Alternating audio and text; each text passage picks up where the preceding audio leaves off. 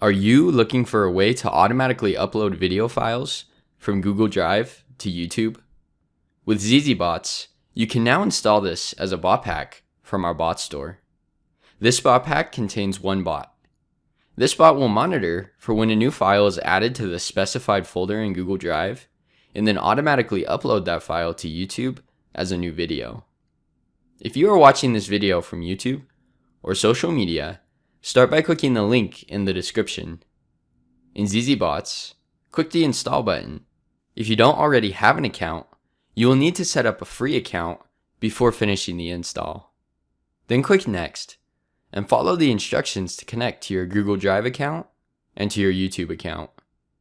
After you finish installing this bot pack, you will be taken to the bots page.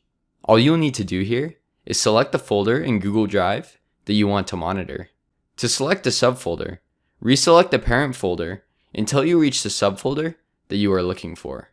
By default, the title of the YouTube video will be the same as the file name, although you can customize this, along with the description, tags, and all of the other video settings.